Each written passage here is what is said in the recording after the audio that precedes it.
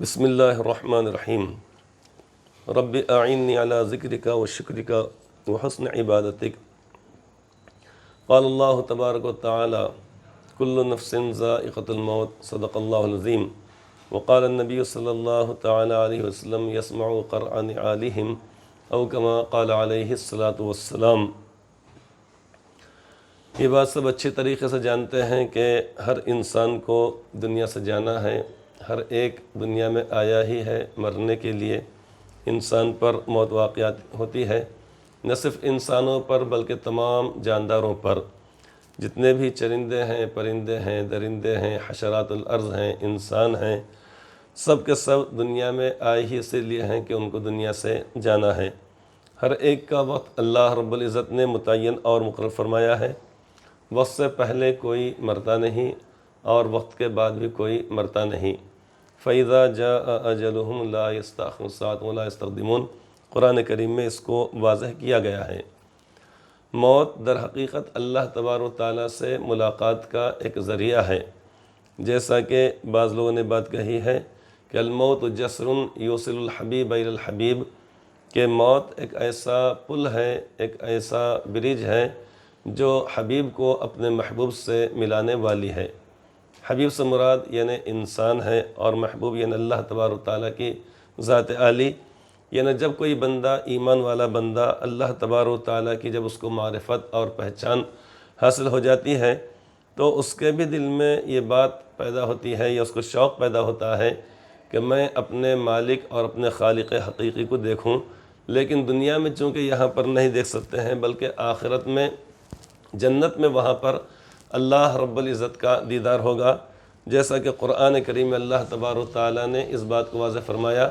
وجوہ یومئذ ناظرۃ الی ربہا ناظرہ، کہ بہت سارے چہرے اس روز بڑے چمکدار اور روشن ہوں گے، تر و تازہ ہوں گے، جو اپنے پروردگار کو دیکھ رہے ہوں گے۔ تو اللہ تبارک و تعالیٰ کا دیدار اہل جنت کو جنت میں وہاں پر جانے کے بعد ہوگا۔ یہ اللہ تبارک و تعالیٰ کی طرف سے اپنے بندوں پر یہ ایک عنایت ہوگی، اور اللہ تبارک و تعالیٰ کا دیدار جب وہ کر لیں گے تو ان کو اللہ تعالیٰ کے دیدار کے بعد ساری نعمتیں یعنی کم حیثیت اور بے حقیقت معلوم ہوں گی، باوجود اس کے کہ وہ ساری نعمتیں ان کو وہاں پر اہل جنت کو جنت کے اندر ملیں گی۔ بات ایک اور بھی ذہن میں آتی ہے، یا بسا اوقات بعض لوگوں کا ایک عقیدہ یہ ہوتا ہے کہ انسان دنیا میں مختلف شکلیں لے کر آتا ہے، مثلا ایک جنم ہے، دوسرا، تیسرا، چوتھا، یہ بعض مرتبہ متعدد مرتبہ دنیا میں انسان آتا ہے، یہ ایسا بعض لوگوں کا عقیدہ ہوتا ہے، لیکن یہ اسلامی تعلیمات کے مغایر یعنی اس کے خلاف ہے۔ ہماری اپنی تعلیمات قرآن کریم اور احادیث پاک سے جو ہم کو ملی ہیں، اس میں یہ ہے کہ انسان دنیا میں آنے کے بعد جب یہاں سے چلا جاتا ہے، چاہے انسان ہو یا کوئی بھی جاندار ہو، صرف انسان ہی نہیں بلکہ دیگر تمام کے تمام جاندار، تو انسان دنیا میں آنے کے بعد، یہاں سے جانے کے بعد دوبارہ دنیا میں لوٹ کر نہیں آئے گا، اتنی بات طے شدہ ہے۔ بسا اوقات لا علمی اور جہالت کی وجہ سے یا کم فہمی کی وجہ سے یہ سمجھا جاتا ہے کہ فلاں کی انتقال کے بعد روحانیت گھوم رہی ہے، پھر رہی ہے، آ رہی ہے، یا اسی طریقے سے قبر میں سے آوازیں آ رہی ہیں، یہ بھی کہا جاتا ہے، یا اسی طریقے سے یعنی فلاں شخص آ کر خواب میں کہہ رہا ہے کہ میں زندہ ہوں، جبکہ بعض مرتبہ ایسا ہوتا ہے کہ ہفتہ، 2 ہفتے، 15 دن، 1 مہینہ، 2 مہینہ ہو جاتے ہیں، اس کے بعد بھی بعض مرتبہ یہ بات کہی جاتی ہے۔ تو اس بات کو اچھے طریقے سے سمجھنا چاہیے کہ جب انسان انتقال کر جاتا ہے، 2 ہی باتیں ہو سکتی ہیں، یا تو وہ صاحب ایمان ہے اور وہ اللہ تبارک و تعالیٰ کی مرضیات کے مطابق اس نے جب زندگی گزارا ہے تو 3 جب سوالات اس میں کر لیے جاتے ہیں، من ربک وما دینک وما تقول لہذا الرجل، کہ بتاؤ تمہارا پروردگار کون ہے، تم کس دین اسلام کے ماننے والے تھے، کس مذہب پر تم قائم تھے، اور تم اللہ کے نبی کے بارے میں صلی اللہ علیہ وسلم کیا کہتے ہو۔ جب ان 3 باتوں کا جب جواب انسان دے دیتا ہے تو اس کے بعد اس کی قبر کو وسیع کر دیا جاتا ہے، جنت کی کھڑکی کھول دی جاتی ہے، وہاں سے اس کی خوشبو اور ٹھنڈی ٹھنڈی ہوا آنے لگتی ہے، بلکہ روزانہ صبح و شام اس کو یہ بتلایا جاتا ہے کہ دیکھو جب قیامت واقع ہو جائے گی تو تمہارا جنت میں یہ مقام، یہ ٹھکانہ ہے، اس کی بنا پر اس مرنے والے شخص کو اور زیادہ خوشی ہو جاتی ہے۔ اور اگر خدا نخواستہ اگر وہ بغیر ایمان کے اگر گیا اگر ہے تو اس صورت میں جب یہ 3 سوالات پوچھے جاتے ہیں، تینوں سوالات کے بارے میں وہ کہتا ہے کہ لا ادری لا ادری لا ادری، میں نہیں جانتا میں نہیں جانتا میں نہیں جانتا۔ تب اس کے بعد جو فرشتے متعین اور مقرر ہیں حدیث پاک کے مطابق، تو وہ اس کو مارنے لگتے ہیں، سزا دینے لگتے ہیں۔ دوزخ کی کھڑکی وہاں سے کھول دی جاتی ہے جہاں سے اس کو سخت ترین یعنی عذاب ہوتا ہے۔ لہٰذا جو ایمان والا ہے، جب اس کا اپنا عقیدہ یہ ہے اور اس نے اطاعت اور فرما برداری کی زندگی جب اس نے گزارا ہے، تو اس کی قبر جب وسیع کر دی گئی، اس کو جنت کی نعمتیں جب دکھلا دی جاتی ہیں، بلکہ روزانہ دکھلا دی جاتی ہیں، جنت کا مقام اس کو بتلایا جاتا ہے، اب اس کے بعد وہ ادھر آنے کے بارے میں سوچتا بھی نہیں ہے کہ میں یہاں پر آؤں، دنیا کی نعمتیں حاصل کروں۔ اس کے علاوہ یہ ہے کہ مر جانے کے بعد واقعتاً اگر اس کی موت اگر واقع ہو گئی، حقیقت میں اگر موت واقع اگر ہو گئی، تو ہم یہ سوچیں کہ جب اس کو کئی من مٹی کے نیچے اس کو دفنا دیا گیا، اگر بالفرض اگر تھوڑی دیر کے لیے مان بھی لیا اگر جائے کہ اگر وہ ایسی بیمار مبتلا تھا یا ایسی کیفیت طاری ہو گئی جس کو لوگ سمجھ نہیں پائے اور اس کو خدا نخواستہ دفن کر دیا گیا، لیکن جب اس کو دفن کر دیا جاتا ہے اور اس کے بعد یعنی تقریباً 3 4 یا 5 7 فٹ مٹی جب اس کے اوپر ڈال دی جاتی ہے، قبر بند کر دی جاتی ہے، تو اگر پہلے اگر موت واقع اگر نہ ہوئی ہو تو اس صورت میں اب تو موت یقینی طور پہ واقع اس کی ہو جاتی ہے۔ اب اس کے بعد یہ قبر میں سے آوازیں آنے کا کہ مجھے نکالو میں زندہ ہوں، یا اسی طریقے لوگوں نے مجھ کو گاڑ دیا دفن کر دیا، اس کی کوئی حقیقت نہیں ہے۔ ہم کو ذہن میں اس بات کو رکھنا چاہیے کہ انسان مر جانے کے بعد ایک تو دوبارہ دنیا کے اندر آئے گا ہی نہیں، چاہے اس کا کسی بھی مذہب سے تعلق ہو، چاہے ایمان والوں سے ہو یا باطل مذاہب سے تعلق رکھتا ہو، آنے والا تو یہاں پر ہے ہی نہیں۔ اور بالفرض اگر خدا نخواستہ اگر ایسی بات اگر اتفاق اگر ایسا ہوتا اگر ہے کہ غلطی سے اگر ایسا اگر ہو جائے تو اس صورت میں یقینی طور پہ اس کی موت واقع ہو جاتی ہے۔ اس کے علاوہ بعض مرتبہ لوگ یہ کہتے ہیں کہ میرے خواب میں فلاں آیا، میرے خواب میں فلاں آیا، میرے خواب میں فلاں آیا، تو اس کو بھی رکھنا چاہیے کہ وہ شخص خواب میں آتا ہی نہیں ہے۔ مثال کے طور پہ 10 آدمی لیٹے ہوئے ہیں، ان میں سے سب کو نیند لگ گئی،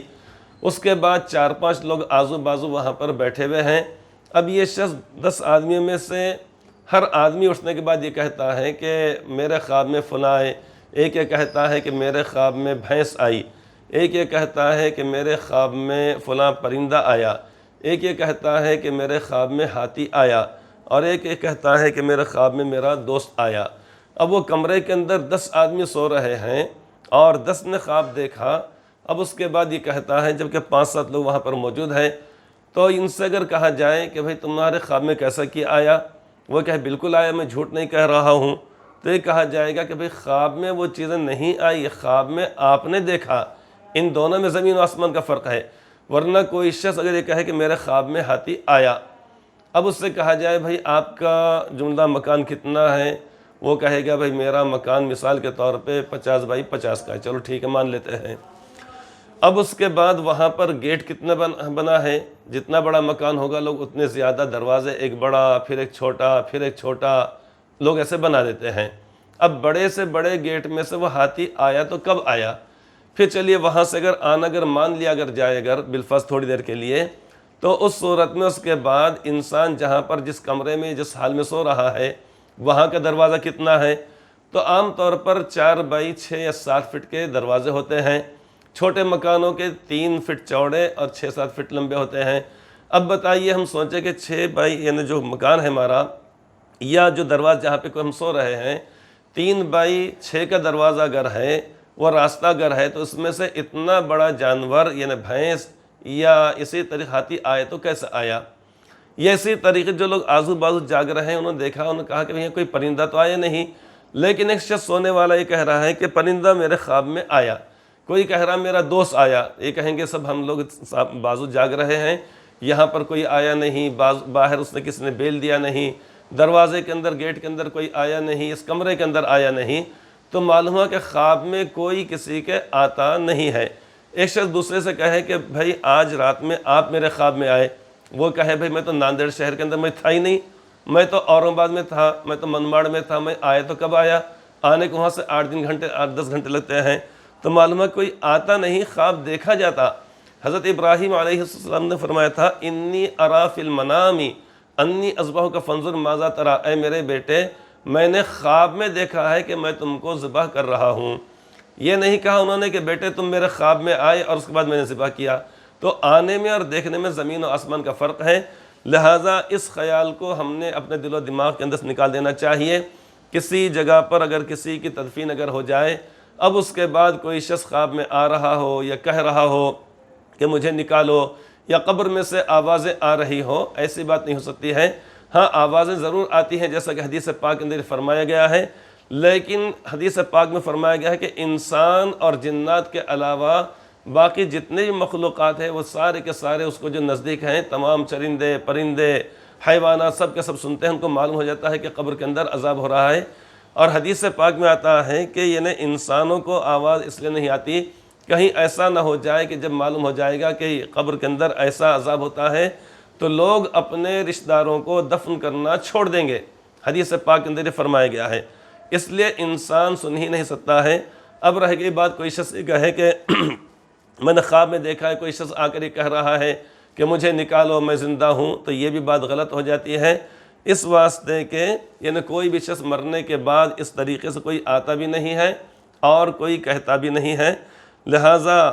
بعض مرتبہ یہ ہوتا ہے کہ متعلقین میں سے جو شخص سب سے زیادہ قریب ہوتا ہے اس کو صدمہ اتنا زیادہ ہوتا کہ وہ اگر جاگ بھی کر رہا ہے تو وہی خیالات آتے ہیں، تو مرنے کے بعد وہی خیالات آتے ہیں۔ تو اس لیے انسان یہ سمجھتا ہے کہ میرے خواب میں آ کر فلاں نے کہا کہ میں زندہ، مجھ کو نکالو۔ اس خیال کو ہم نے اپنے دل و دماغ میں سے نکال دینا چاہیے اور یہ طے کر لینا چاہیے کہ دنیا سے جانے کے بعد کوئی شخص آ نہیں سکتا، اور دنیا سے جانے کے بعد کسی کو اگر عذاب بھی اگر ہو رہا ہے تو پھر اللہ تبارک و تعالیٰ نے انسانوں اور جنات کے لیے اللہ تعالیٰ نے بندش لگا دی ہے کہ وہ نہیں سن سکتے ہیں، باقی ساری کے ساری مخلوقات کو وہ سنائی دیتی ہے بات۔ اللہ تبارک و تعالیٰ ہم سب کو غلط خیالات یا بے بنیاد باتوں سے اللہ تعالیٰ ہم سب کی حفاظت فرمائے، آمین ثم آمین۔